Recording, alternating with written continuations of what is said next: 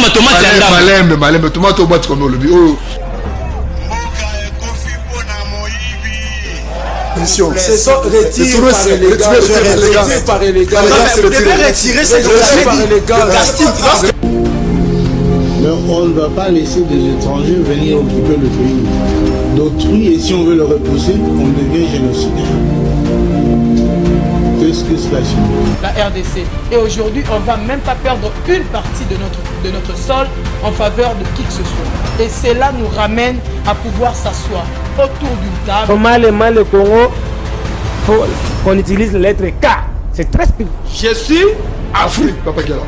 Quand tu es Afrique, Papa Guélor. Faire pression à ma députée provinciaux Mobutu Maréchal. Merci beaucoup, mesdames et messieurs. Soyez les bienvenus sur votre émission magazine sociopolitique Je suis Afrique. Cette émission, c'est une émission de l'actualité générale qui vous informe toutes sortes d'informations de la République démocratique du Congo ou ailleurs. Mesdames et messieurs, soyez les bienvenus sur votre émission. Lelo émission Oyaliboso, il y a année 2026. Le 4 janvier 2026, Lelo on a plateau, il y a émission Je suis Afrique. Mesdames et messieurs, tenez ce moment était tant autobana émission na année sika. Elinga était même les magazines sociopolitiques elinga était d'abord na banda na musela nzambo po ete nyonso e fongwama. Ezala pepele et puis ben invité bazanga pété ko yaka émission aux ala politiciens, aux ala pasteurs, aux ala évangélistes, aux ala commerçants, aux ala peintres, aux ala artistes. To ya marabino à travers cette magazine sociopolitique Je suis Afrique. Lelo elese ko makasi mingi ya koyamba Musai Nzambe na kombo ya Zunga Bonganga à travers cette émission. Je dis bien au commencement, c'est une émission magazine sociopolitique. Lelo toyambi un citoyen, moi Nzambe, congolais de père et de mère, à travers cette émission Je suis Afrique.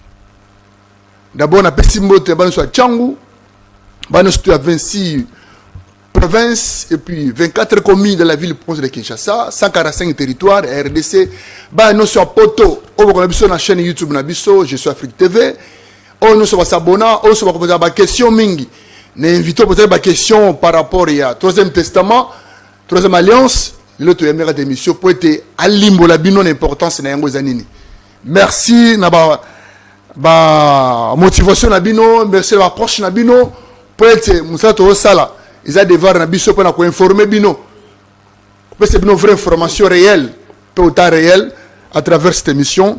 Merci na ba conseil, merci na ba idée, merci. Nous sommes là pour nous pour être musala qui ne liboso à travers cette magazine sociopolitique Je suis Afrique. Merci beaucoup, madame et messieurs. Mbote mwana mboka Zunga Bonganga. Kumama lelo libela. Kumama lelo libela kumama zambo yo. Kumama lelo libela kumama zambo yo. Kumama lelo libela nandimela nani nandimela zambe alola oyo nandimela zambe alola oyo nandimela nanye nandimela zambe alola oyo nandimela nanye nandimela zambe alola oyo siona yango yo boya tomata na siona boya tomata na siona siona yango yo boya tomata na siona siona yango yo boya tomata na siona zambe molimo kambanga yo zambe molimo kambanga yo zambe abatoma zambe molimo kambanga yo mbote ndeko na ngai mbote mwana mboka Zunga Bonganga. Nana esengo. Vous avez esengo makasi? Makasi. Zambe zoloko. Zunga Bonganga. Merci beaucoup, Wana Zunga Bonganga. D'abord, on va continuer avec Zunga Bonganga. D'abord, Naslebi Nakenaki na sortie officielle Moko. Oh, ben, c'est biso côté à Matarikibala, côté à Wenza Kala Matarikibala.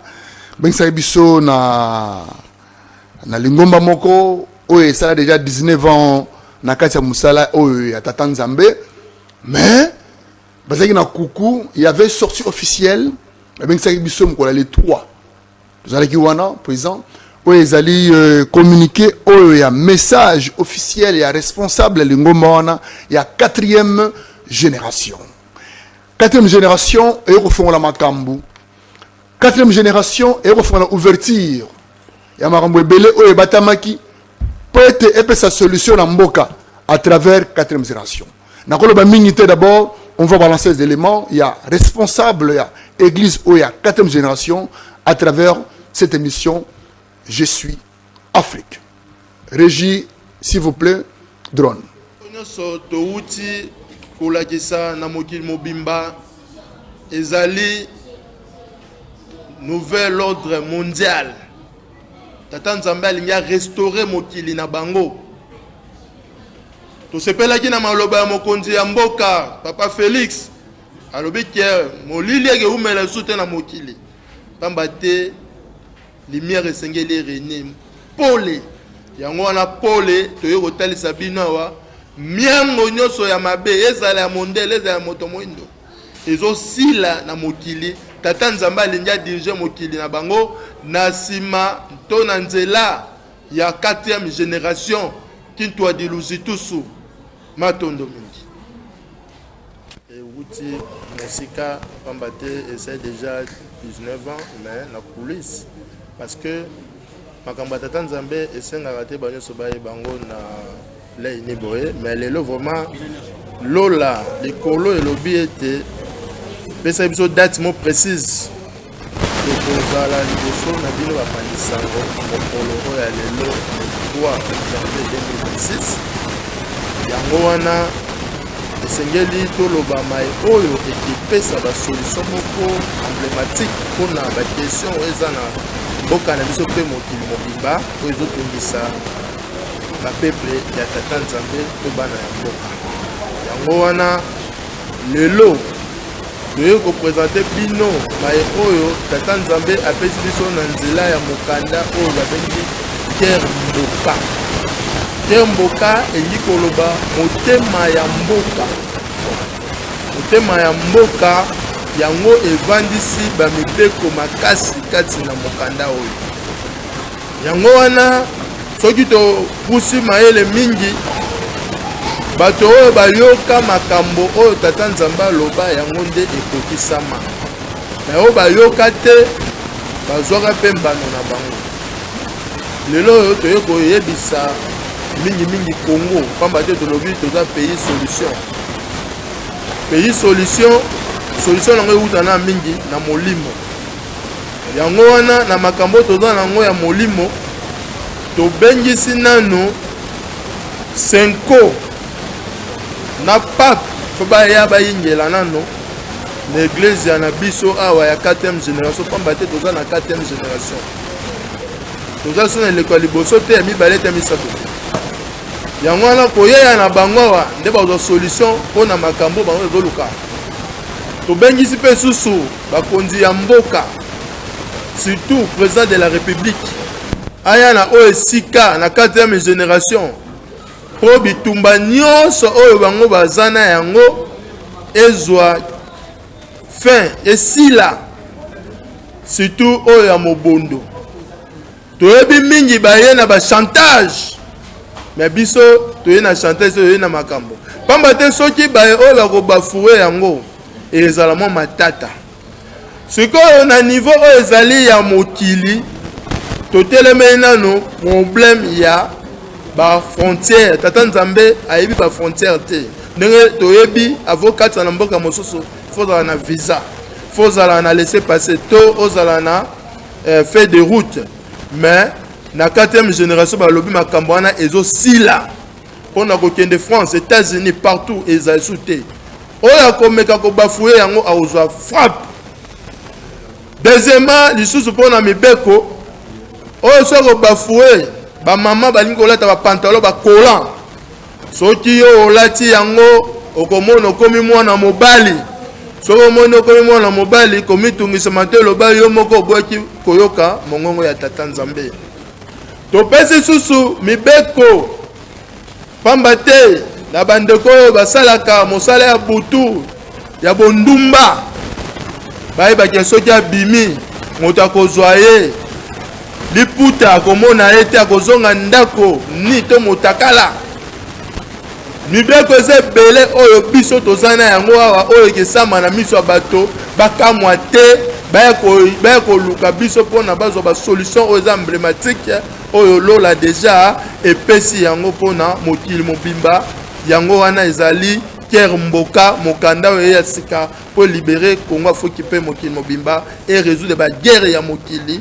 tout ce qui bon. Merci beaucoup maître drone nakati ya régie pona mwana mboka olandi lelo message ya ndeko na biso moko mwana na nzambe moko responsable ngomba ya 4e génération ni retenir na par rapport à discours na ye ya sortie officielle je suis ya sengete 5 na papa baye pa na ye bazwa buku oyo utaki na lola ezai pa na bango. Bon, problème ezali toza na temps oyo moto na moto akoki kosala makambo oyo alingi parce que liberté esprit ezali mais na mokanda 1 Jean 4 verset 1 elobi n'ajoutez pas foi à tout esprit, il faut éprouver les esprits pour savoir s'ils sont de Dieu parce que plusieurs faux prophètes sont venus dans le monde mais nga na okoki kopesa point de vue na ngai na makambo wana alobi te parce que ba esprit ebele eza kovagabonde na kati ya Congo na kati ya Afrique na kati ya monde eza pe droit na bango parce que liberté ya expression ezali voilà. Mais ngai naza na makambo susu esengeli naloba mpona tina etali monde Afrique pe Congo na bandimi nyonso bazolanda biso. Merci beaucoup mwana mboka Zunga Bongango ezalaki message ya mwana mboka na biso oyo ya etonga munene ya République démocratique du Congo ya 4e génération ezali na puissance ya kosakana te po ete alobi ete asengi senko na mokonzi église catholique baya epai na ye bazwa mukanda oyo eutaki na lola oyo tata nzambe apesi bango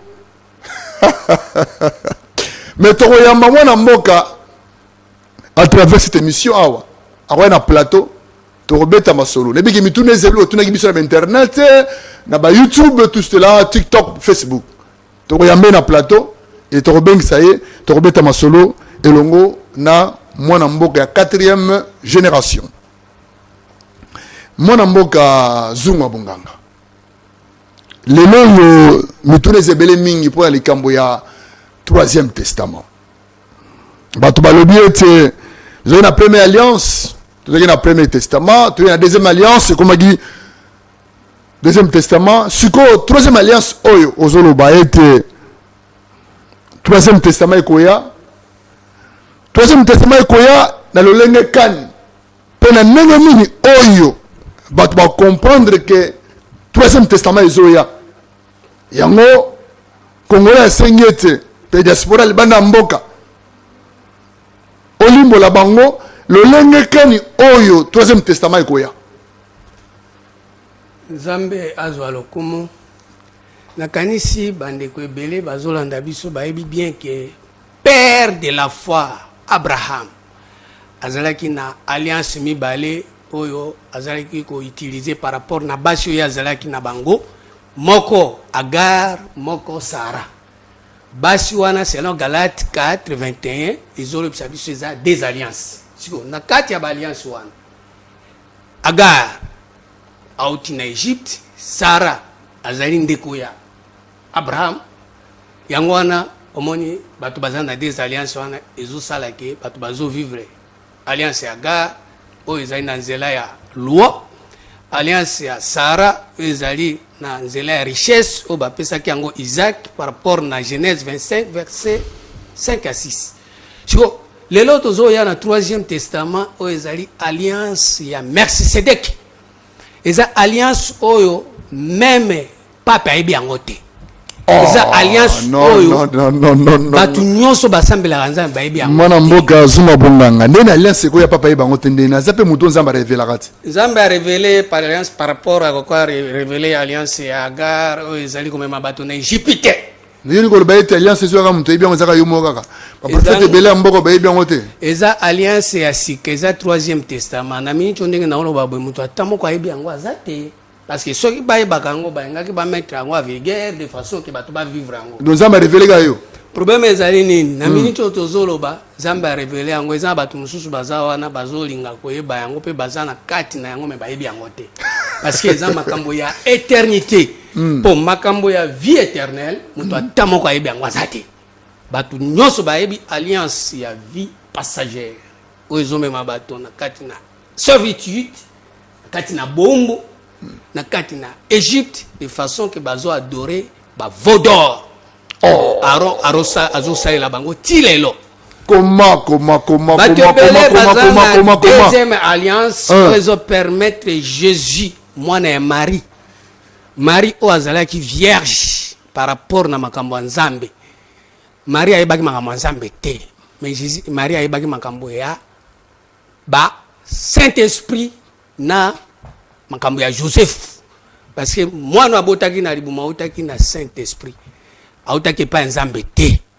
Or Saint-Esprit ba pagano pe bazwaka yango lokola ndenge Satan pe azali wana azalaka na Saint-Esprit parce que Satan pe azana puissance.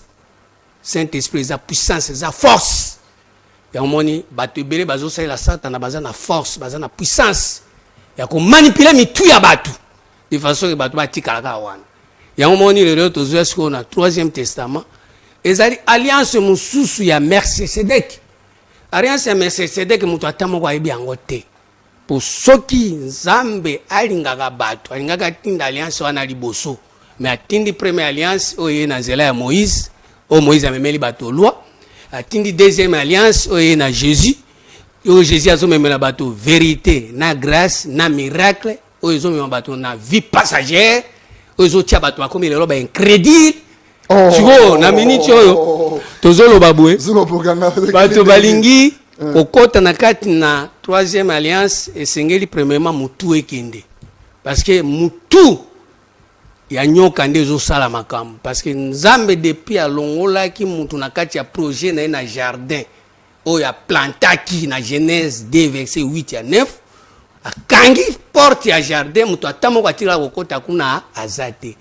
Batu nyonso bazo travailler lelo bazo travailler libanda ya jardin wana omoni lelo nyoka les serpents anciens dragon nde azo kumba mitu ya bato po bayeba Moïse bayeba Jésus mais 3e testament mutu atamoko ayebi yango azate. Zuma Bonganga le bien te serpent mutu akumba bato bayeba 3e testament serpent komi nzambe to ndenge nini parce que serpent mboko la Satan serpent Bible ezoloba bien na Jean 8 verset 43 à 44. Bon nzambe ezali Saint-Esprit, ezali Saint-Esprit, ezali lo banzambe, ezali serpate. Serpent ma o ma batute ke bayeba disons au le 3e testament mon nzambe disons disons quoi hein Zuma Bonganga. Jean 8 41. Vous faites les œuvres de votre père.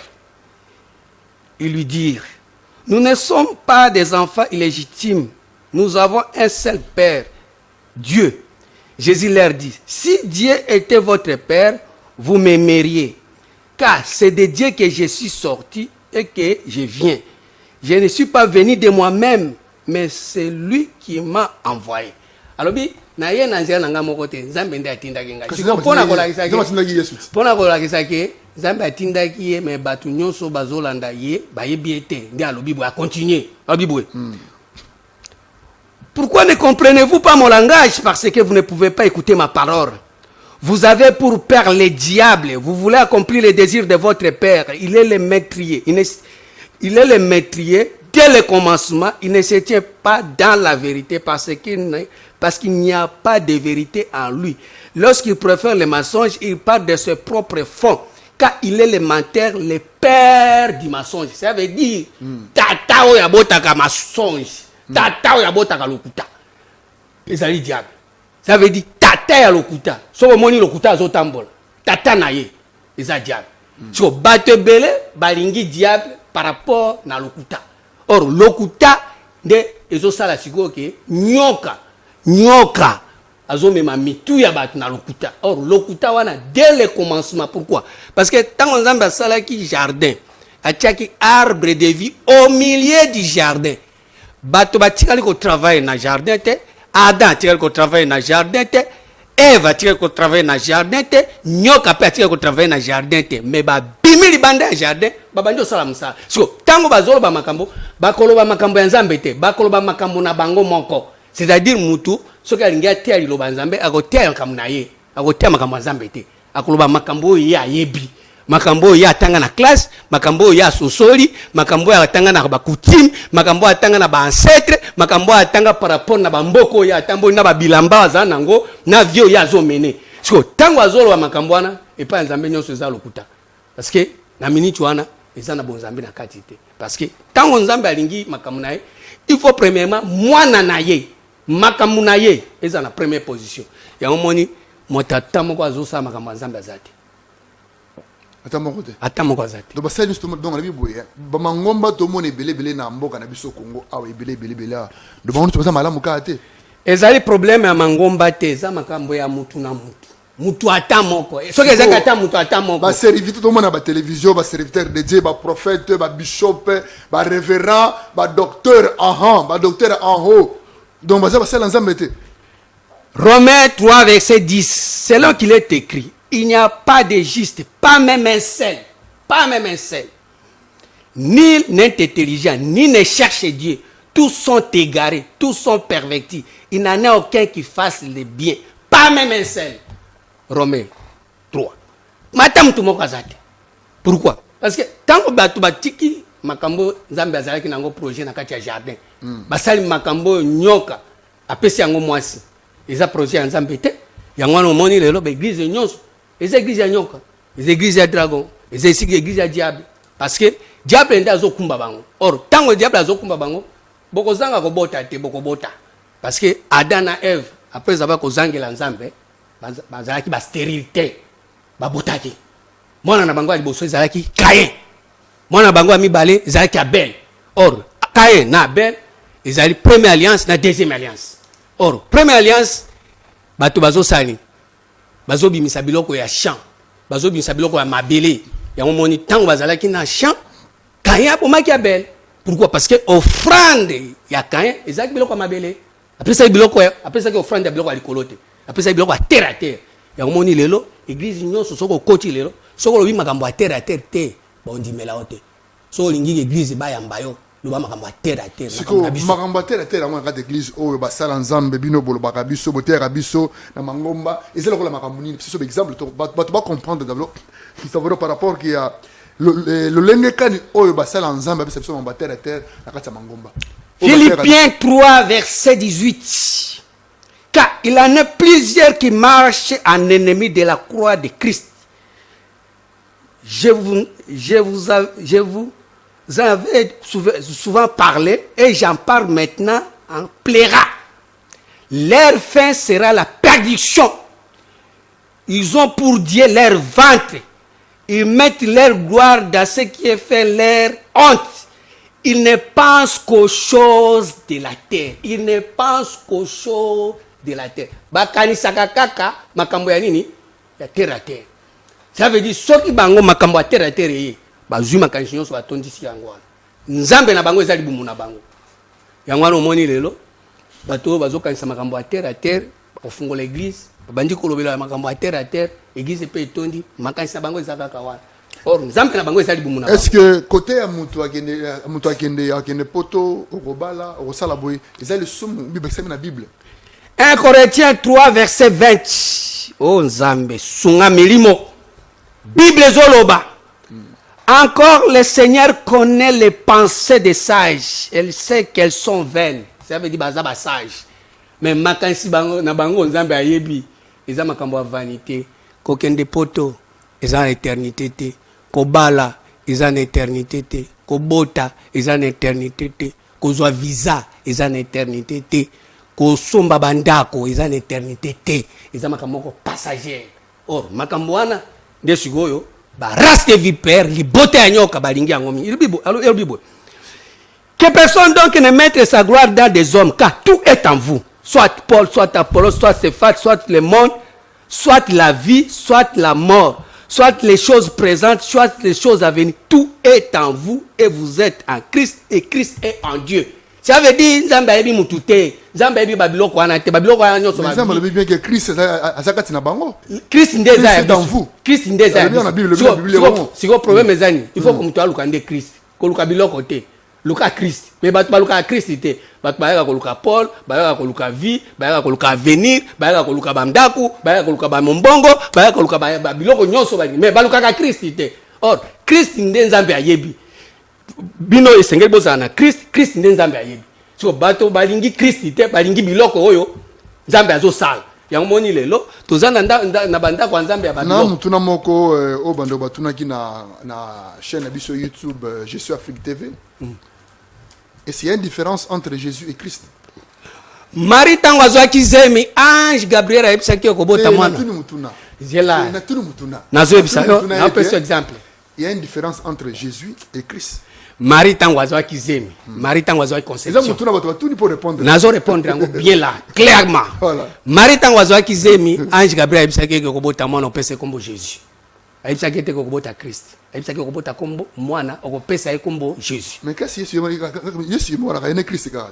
Yesu aza Christ te. Okoyebisa ngai enveloppe na mukanda ezaka eloko moko. Donc on le bague Yesu azale enveloppe Christ eza mukanda. Christ mukanda. Ouais. Okozwa enveloppe mais mukanda eza na kati te. Si vous pardon s'il vous plaît. Je suis Afrique. L'émission sociopolitique to ya barabasa na zembe beto. Ah wanyonso ezali tuna mutuna réponse ezali. Na lobi boy. Na otro mutuna. Tuna. Na bandela. Na lobi boy. O lobi était Yesu Jésus azali lokola enveloppe. Christ azali lokola lettre. Donc il y a une différence entre Jésus et Christ. Oui.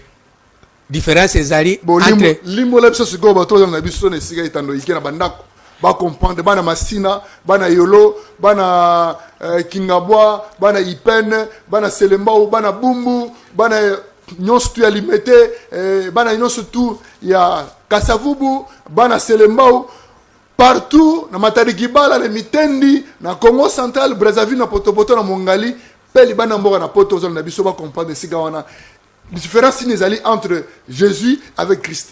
Batebele lelo bazana mukanda. Mais bayebi kotanga ngo te. Batebele lelo balingi enveloppe.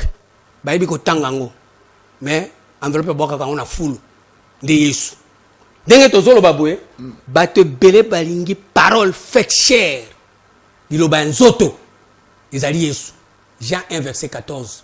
Mais Christ ezali liloba nzoto te. Christ est un mystère. Colossiens 2, verset 2 à 3. Mystère. Bato balingi yango te. Or, tant mutu aza na mystère te, akozala na ye na kati ya enveloppe, akoyeba Jésus, akoyeba parole faite chair. Yango moni ezo permettre bato avec parole faite chair, ba ange bauti na ba marge orient, bauti na orient, ba eko témoigner pour na tinetali Jésus parce que bato bauti na orient, ce sont des magiciens. Oh. Esaïde. Na rolingete masolo est très sensible. To que na ming na ba référence ba verset biblique. Esaïde. Na rolingete to na ming na ba référence ba verset biblique.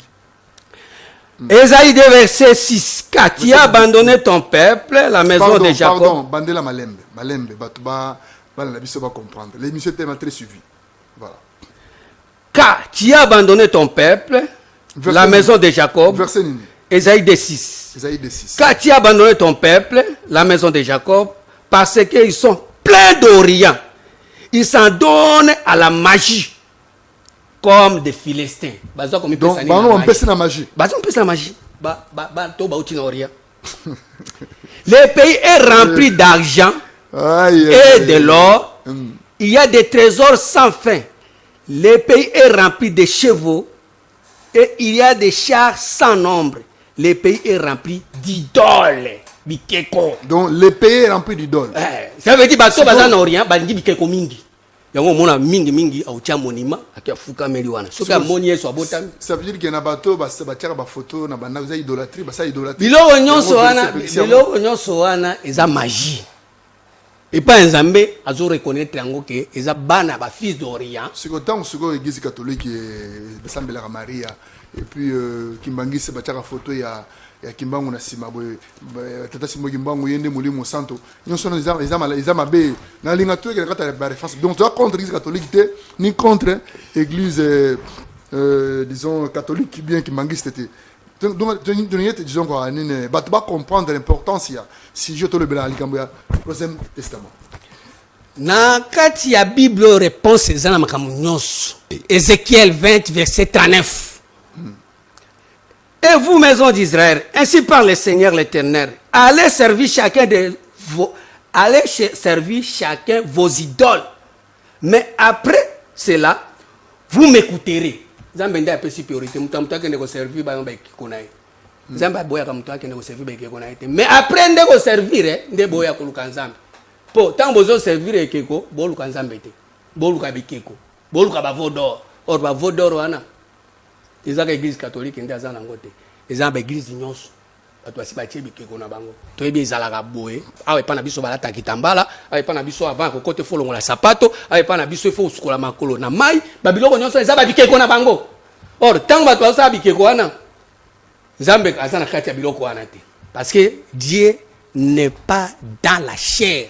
Nzambe azana kati ya biloko ya nzoto te. Dieu est esprit et les vrais adorateurs adorent le Père en esprit et en vérité. Or, nani asali bikeko wana ezali Aaron. Parce que Moïse, tango azomata na ngomba, tellement Moïse azoke luka Nzambe. Bango babi ko luka Nzambe za mabe. To sala bakambo na biso, to longola babiloko ya matoi. Biloko biso to sepela nango. Babiloko esepesa biso na koyoka wana. Nde to tia yango ekoma Nzambe. De omoni ba beti yango boye pour ba tie na moto mwa ngombe vodor. Ngombo ya kongenga. Yango moni ba église nyonso za ba vodor nango. L'église nyonso za ba vodor. Mais église nyonso ate église moko za vodor ezangi vodor ezate. Zumo bonganga. Oui. L'église nyonso za bikeko. Même pas ya natani kombo. Kopata église na bi église nyonso za na keko nyonso. Kopata kombo te. Nyonso. Oh. Mais ils ont confirmé bon, ils ont assimé beaucoup de nini. Ils ont pas maté. 1 Corinthiens 11 verset 28. 1 Corinthiens 11 verset 28. 28, voilà. Et sans parler d'autres choses, je suis assiégé chaque jour par des soucis que me donnent toutes les églises, qui est faible et que je ne sois faible, qui vient de tomber, que je ne brille. Ça veut dire, l'église est nyonso, ils sont faibles. Faiblesse, c'est un peu Bikeko. Tant que vous adorez déjà Bikeko, ils sont faiblesse. Mais mbozo ba oyi ba pasteur de belé bazo na biso na bitao bazo ba lobi ki mbozo ba ils en sens te bandi mango te ki bango semble bikeko. Bon ba semble bikeko te ba koyeba te. Semble Yesu Masi ya Christ. Ba koyeba te parce que na minute oyo po yeba ke ozana ekeko oyo yeba ozana ekeko il faut ba ya kolakisa ona no Nzambe ya solo. Pourtant koyeba Nzambe ya solo ndo koyeba ke ozana Nzambe. Siko Nzambe ya solo ngo siko ba koyeba ndenge nini. Mais zunga bonganga. Nzambe ya solo tango azoya azolo bana Jean 14, verset 22. Bible ne doit répondre. Jean 14, verset 22. Et le Bible. Judas non pas Iscariote lui dit, Seigneur, d'où vient que tu te feras connaître à nous et non au monde? Et comme ça, les mandengeni, au banda comme il a qui s'est pas nabiso, mais n'a pas bazana mokili, ba au monde à ote. Et comme ça, les mandengeni. Jésus répondit, si quelqu'un m'aime, il gardera ma parole. Et mon Père l'aimera, nous viendrons à lui et nous ferons notre demeure chez lui. Moni nzambe ya solo, ba nzambe akoya ko fanda te na ba bâtiment. Nzambe akoyande et pas ya muto oyo azobati la commandement ya nzambe. Ba ko fanda na kati ya muto oyo azobati la commandement. Ba koya ko fanda susu na ba bâtiment te. Ba koya ko fanda susu na bangomba te. Pour ça autant na Jean 4, Jésus azoloba, vous adorez ce que vous ne connaissez pas. Parce que adoration, femme samaritaine a dit que les lieux esengeli kosambela eza na Jérusalem, eza na bangomba. Jésus a dit une femme samaritaine, non, Magambozo Salana, Bozo adoré Boébité. L'heure vient, elle est déjà venue. Où les vrais adorateurs? Si balobi les vrais, c'est-à-dire les faux bazali. Oh, les faux, peut-être pas sambela nzambe, nzambe azana kati na bangote, nzambe azana ba église, nzambe azana ba bâtiment, nzambe azana ba mangengenge, nzambe azana rusizila, mina motema, baluka nzambe te. Or nzambe oyo azali banda ya motema, azali keko. Mais kasi bango pe mataka pe Zuzila, tu vas pe montagne ko sambela nzambe zo lo bana. Nzambe wana ya ngomba. Esika mo pe reconnaître bango, esika mo pe yomo toujours en tant que zongo bonganga. O reconnaître bango ki bagena ngomba, bagena ka montagne, bagena ko sambela. C'est ça la prière, non? Sigo. Invoquer nzambe ya solo, Nzambe ya solo azaka na ngomba te. Nzambe ya solo azaka na kati ya commandement na ye. Soki yo bateli commandement, nde nzambe akoya kofanda na kati na yo a partir ya commandement na ye. Tant que vous avez commandé manaye, nzambe ko na kati na ote. Premièrement, Judas ou Iscariote était et ko sali mandé bi soki ka mutu abateli commandement na ngai na tata to ya ko fanda nde wapi na kati na ye. Ezesu zo avoke ndeko sambela obima libanda ya ote. Ko ta na kati na yo nde lukanzambe. Mais belé pe bazali babate ko ndemana bango zo bonga. Belé bazali oyo bazo respecter ko ndemana bango bazali belé. Bolanda nini? Ba respecter ko ndemana bango. Commandement nani? Ya bangote ya nzambe. Siko commandement ya nzambe okende koluka yango te ozobatela yango entre temps ozokende koluka yango na église. Ozobatela yango entre temps ozokende koluka yango na mangengenge. Yango mona Romains 10 verset 6 et le Bible. Romains 10 6. Mais voici comment parle la justice qui vient de la foi. Ne dis pas à ton cœur qui montera au ciel. Cette affaire descend de Christ. Ou qui descendra dans l'abîme, c'est à faire remonter Christ d'entre les morts. Que dit-elle donc? La parole est près de toi, dans ta bouche et dans ton cœur. Le banzam. On le dit bien très bien. Verset le dit très bien que le banzam déjà bien quand tu motema na. Ça veut dire que basala nzambe batera biso na na disons iglesia le banzambe zakata motema na bango pe na bango. Et tata nzambe. Bango te. Ya bo bazon di mela ko garder commandement. Ko garder commandement ils ont dépendre quand na pasteur te. Même yo mundimi, il faut battre le commandement. Même yo pagano soko lingi nzambe il faut battre le commandement. Mais ko battre le commandement na kati ya Notre-Dame te, o battre yango na centenaire te, o battre yango na mosquée te, na kati ya mosquée te. Commandement nzambe battre yango na kati ya mosquée te. E battre yango na pena Notre-Dame te, e battre makanya na motema. Papa Afrique. Soki olingi ko batela liloba nzambe, okende te kuna bazu yango ba sur place moko boye, awande ufukami kuna liko. Commandement nzambe za kuna te. Commandement nzambe za kana motema. So, premièrement, bato balingi ko lukanzambe na motema te. Yango monji oyo, nyoka labi bon, neti bolingi ko lukanzambe na motema te ngana ye. Mukanda acte 17 verset 27. Pardon, Obi, acte 17 verset 27. Il a voulu qu'il cherchasse les seigneurs et qu'il s'efforçasse de les trouver à tâtonnant. Ça veut dire tantôt na mangengenge, tantôt na Notre-Dame, tantôt na centenaire, tantôt na mosquée, tantôt au fandi na ndaku, exactement. Mais nzambe faut le cahier, le ngeno surtout. Mais nzambe baluka kai bongo te. Baluka ndenge ni kasi. Ésaïe 66 55 ya zoro bango bien. Cherchez l'Éternel pendant qu'il se trouve, invoquez-le tandis qu'il est prêt. Est-ce que nzambe osala prêt par rapport à quoi? Par rapport na mangengenge, par rapport na luzizila, par rapport na kosala ba déplacement ko futa ba transport onyo kwa ma. S'il vous plaît. Ça veut dire que bato ba gena luzizila na mangengenge ba to ba gena kumisa nzambe ko adorer kozela ba réponse na ye na bango na vie na bango na lingomba na mboka Congo. Est-ce que ça kama lisumu to za mabe? Baluka nzambe te ba milukaka. Do intérêt na bango. Baluka bango moko, ba miluka bango moko, muta ngia se retrouver. Naluka libala naluka voyage mukolo nange ko eziko mukolo nini bon siko babiloko nyoza nzambe sana biloko wana te mutuna ezali boy siko pona yo bato bake na ngomba mangengenge bake na luzuzila ezala bana na nzambe basala nzambe soki bakei pesa ba orientation ba sala ni bon Jean azolo bango Jean 4 wana azolo ba Jean 4 ngai na kopesa réponse utandi na Bible Jean 4 le Bible verset 20.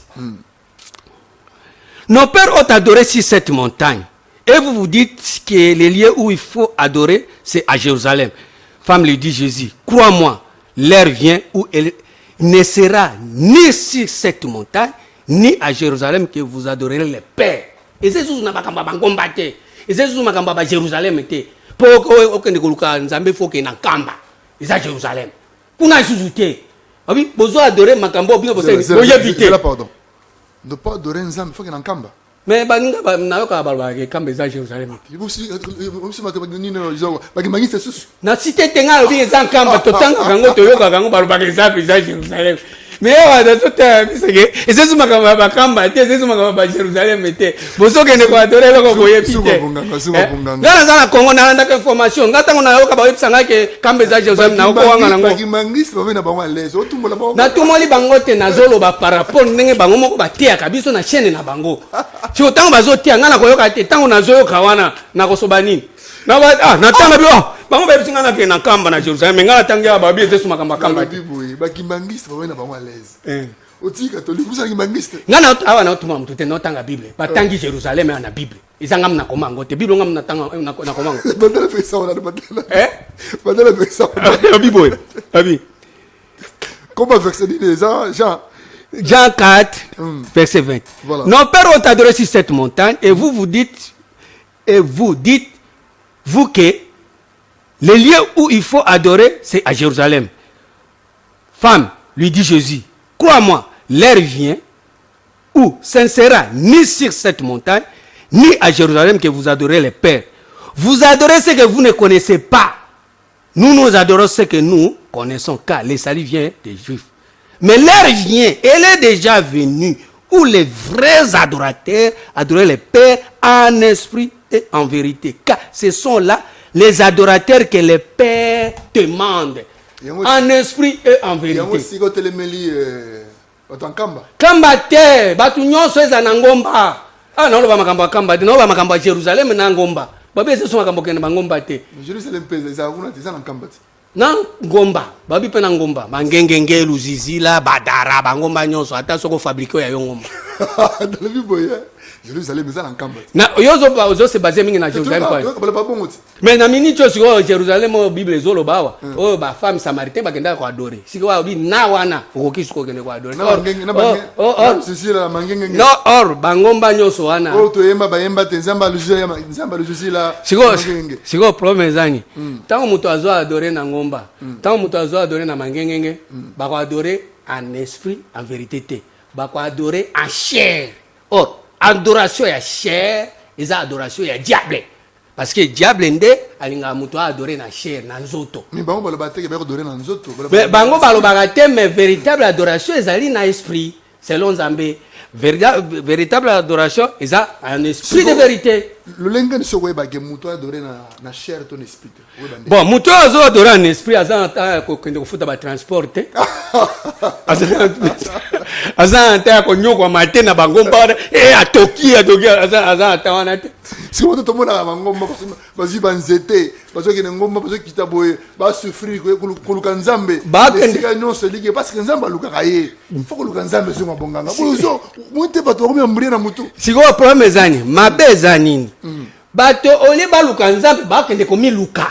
Ça veut dire pour ça musala, pour ça nabala, makambu na ngai, commerce na ngai, ndaku na ngai, bana na ngai, école na ngai. Nzambe yimdo Nzambe sa mokele nyonso zunga bonganga. Siko biloko wana. Siko muto asengi Nzambe, ezali sumu. Siko Bible to tiko tanga ngo, Nzambe alobi ayebi penser ya mutu. Penser ya mutu eza nini? Vaine. Eza na kati ya vanité. Ba biloko nyonso sa vanité. Nzambe yango déjà. Nzambe yango. Moi muto a rappelé donc Nzambe siko po mezani. Omoni tango nyoko. Mais c'est le bela Nzambe o to mona ba Bible Nzambe nini zo ba rappeler Nzambe non? Siko ba rappel wana ezopesa Nzambe kanda. Pourquoi? Parce que bozo adorer biloko wana place wana bosa la signe adoration. Donc Nzambe yizua. Azo kazua puisque adoration ezo revenir na ye moko.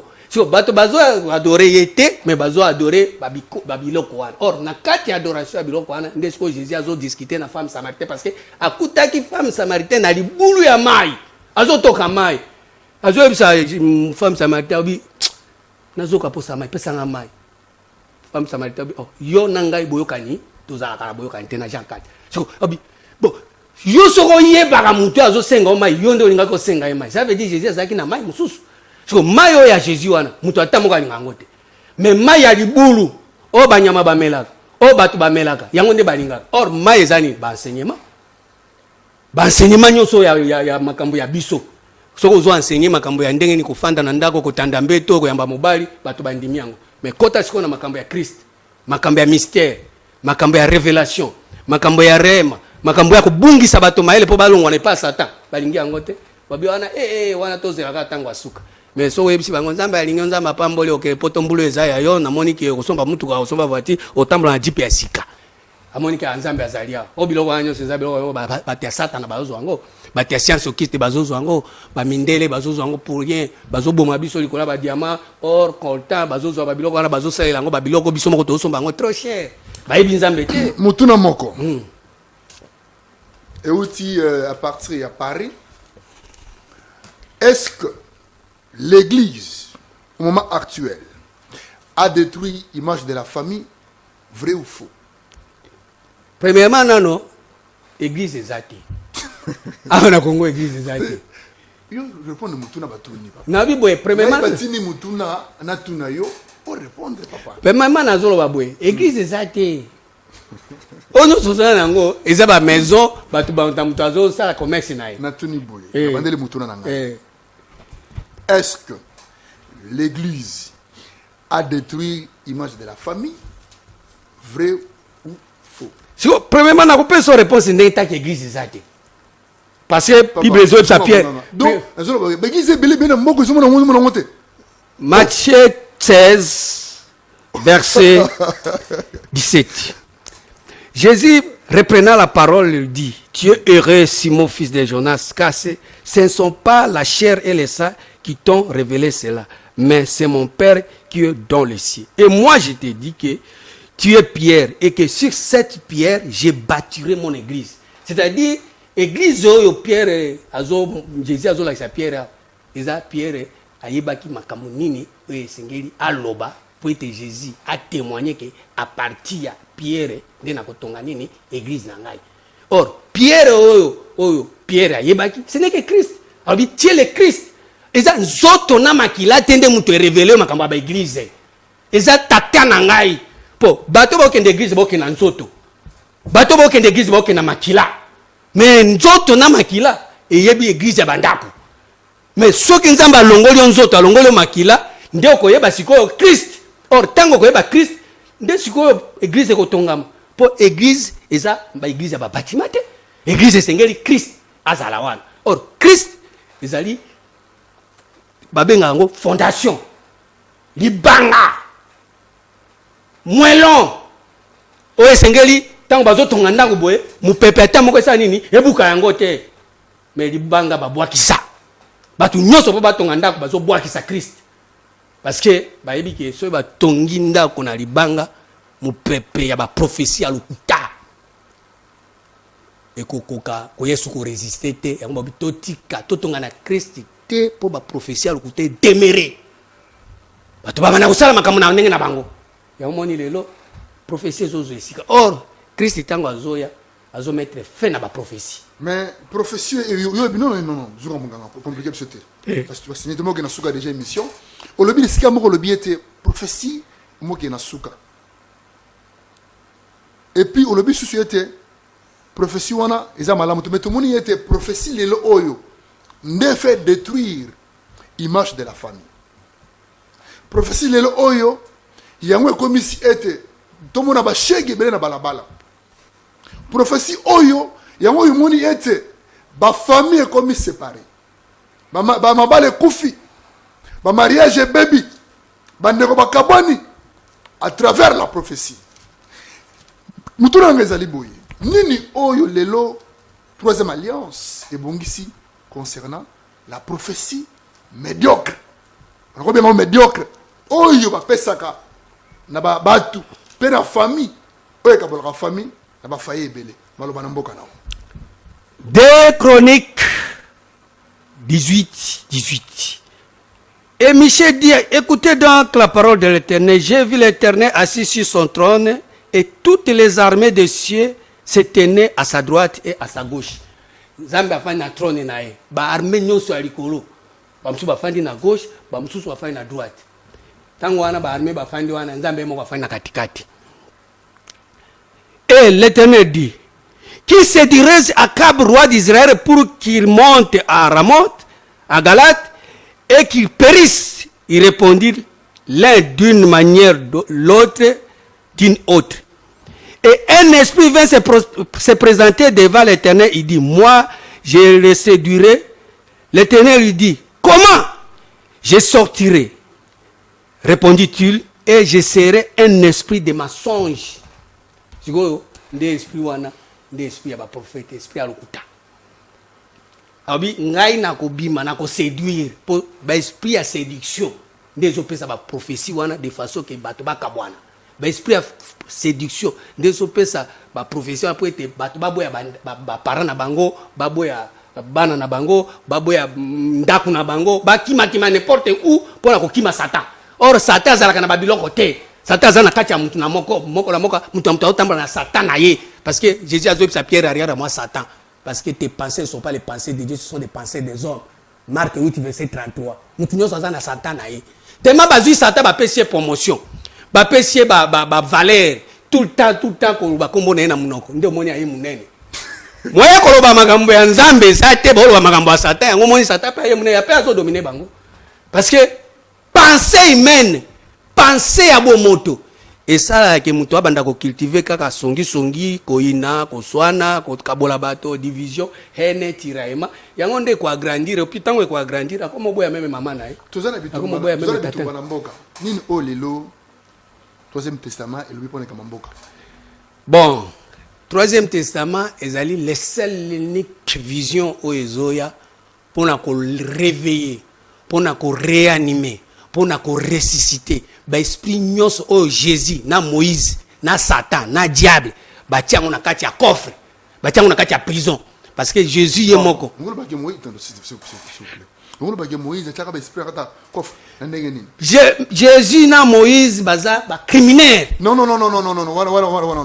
wana ukimsika wana ukimusika zunga bonga 2 Corinthiens 3 verset 7 2 Corinthiens 3 verset 7 ukimusika zunga bonga 2 Corinthiens 3 verset 7. Or, si le ministère de la mort gravé avec des lettres sur les pierres a été glorieux au point que les fils d'Israël ne pouvaient fixer les regards sur le visage de Moïse à cause de la gloire de son visage, bien que cette gloire fût passagère, ministère de la mort nanya ina Moïse ministère ya liwa azomeme abato matea ozo abato bakuku. Non, mais Moïse l'a recréé. Pardon? Moïse l'a recréé. Moïse ce n'est que la loi. Batu nyonso bazo tambola na kati ya mibeko ya Nzambe sans pour autant kozwa révélation makambo ya Nzambe baza na kati ya Moïse. Siko tanke baza ko tanga makambo ndengwana baza na kati ya voile. Parce que Bible lobi na verset 13 et nous ne faisons pas comme Moïse qui mettait un voile sur son visage pour que les fils d'Israël ne fixaient pas les regards sur la fin de ce qui est passager, ce qui était passager. Ça veut dire, tant que ça la biloko wana, parce que mona ke Nzambe azalia, nzoka ndé biloko wana eza biloko moko ekoleka. Moïse azotia mibeko. So Jésus azoya na ministère nini? Na verset 9. Na verset 9. Si le ministère de la condamnation, Jésus a eu le ministère de la condamnation. Comment? Explique d'abord. Condamnation ezali par rapport na parole faite chère. Mutu nyonso aza na parole eza kosala yeke azala mutu. Akoma na bandaku, akoma na ba mituka, asomba ba jipi, ba nini, mais surtout côté na ministère de l'esprit, omona ki asomba kinda kwana na mbonga muibi. Omona ki asomba kinda kwana to voyager ki azwa ba passeport, azwa ki ba visa na elongi ya mutu mususu. Kati na yebwe conscience na ye. Azai ko ba koluka Nzambe te. O mutu akui jamais ko tromper conscience na ye. Or tant que conscience na yo zo condamné yo makambo nyonso kosala Nzambe asala kati te. Pour Nzambe alobi que le but de commandement 1 Timothée 1 verset 5. Lobi boy. 1 Timothée 1 verset 5. 1 Timothée verset 5. Le but de commandement, c'est une charité venant d'un cœur pur, d'une bonne conscience et d'une foi sincère.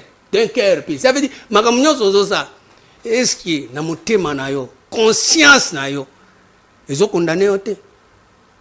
Mbongo yo zozwa, pour son babandako. eza vraiment salaire na yo na kati kuna fraude eza te tricherie eza te obendi mbongo ya bamosusu te po o récupérer osala babesoin na yo bango balelaka soki conscience na yo ezokondane yo yebaki makambo nyonso ozosala wana oza na kati ya Moïse oza na kati ya Jésus ministère ya condamnation conscience na yo ezodéranger parce que ozosala makambo wana volonté ya Nzambe na kati kuna eza te. Romains 13 verset 5 ezodétailler makambo wana. Romains 13 5 elobi boye. Il est donc nécessaire d'être soumis non seulement par crainte de punition, mais encore par motif de conscience. Et c'est ce que se soumettre. Et ça te kobanga kate. Et c'est que conscience na et permettre mutu à se soumettre par rapport na makambozo ça. Est-ce que makambozo ça est na logique? Ils ont la foi sincère. Est-ce qu'ils ont la vérité? Fraude des athées, ténèbres des athées. Au côté si moliri na dossier wana te po yo récupérer babilo konyo soit baninga ba perdre. Yo kaka ndio zo valeur. Au côté si division na kati ya famille wana te po yo bandolia badimi ya mtu wana po mwana na yako miko zo mbongo. Po mwana na yako mina moi place moko boye ayebisio ke na lobi boye oyo bia Nzambe ala kisinga famille na yonde ndoki. Monike tango yo lobi famille na ndoki aboyi tata aboyi mama aboyi bandeko nae yo pasteur ndoko même papa na yo comme maman na ye. Conscience ya pasteur ko jouer rôle ke. Abenga dadi. Conscience wana tango ezo sale mabwe. Akobanga kaka te. Conscience n'est pas condamné. Parce que so mutu conscience n'est pas condamné. Romains 14 verset 23 il dit bwe. Mais celui qui a des doutes au sujet de ce qu'il mange est condamné parce qu'il n'agit pas par conviction.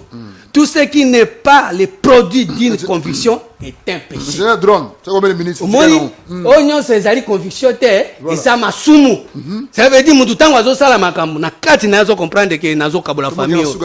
Nazo kabola famille oyo po ngana de récupérer moi mwasi oyo, moi mobali oyo po ete akoma mwana na ngai abanda ko adhérer na nyoso ngana ko ba akoma esclave na ngai. Biloko nyonso na eza masumu. Pourquoi? Parce que lelo tozotanga Bible tozo sosola makambo Nzambe te. Siko tozo tanga Bible poto sosola makambo na biso pe tolinga makambo na biso esale makoleka ya Nzambe. Yango moni offrande ya Caïn. Eza biloko mabele. Biloko mabele ezangi. Eza ba posa ya mutu na mutu. Merci beaucoup Mwana Mboka Zungwa Bonganga. Ça c'est la première émission de l'année 2026 à travers sur les plateaux magazine sociopolitique Je suis Afrique. Cette émission, c'est une émission sociopolitique. Tous les politiciens ont fait les débats aussi. Pour nous repérer, ça va si jamais là pour nous développer, pour nous être où est-ce ma belle longwa, ya malama etikala. C'est ça. Tu as magi le longa qui était bandé l'émission. Tu as bandé l'émission année au 2026. Tu as un serviteur dédié. Auto partager les sujet. Tu le bel le Camboya. Tu as risangwe ya li Camboya. Troisième testament. Tu as l'importance na au milieu pour problème sur banapoto. Bonjour la réponse pour le Troisième Testament. Mais tu as ça jour musus autre beng ça y est. Tu débattre sujet autre blasir la prophétie na katia Troisième Testament importance na ngoko za nini. Tu vas on émission Rolanda. Moi na mboka là bakizali. Ecclésiaste 3 verset 14. J'ai reconnu que tout ce que Dieu fait durera toujours. Il n'y a rien à y ajouter, rien à y retracher, que Dieu agit ainsi afin qu'on le crée. O Nzambe asalaka soko moni makambo Nzambe asali eumela kaka balongola te babakisa te so moni eloko balongoli to babakisi lo Nzambe asala ngo te bato nde basala yango moni Jésus baboma ye po azali mwana Nzambe te balongola na bomoy.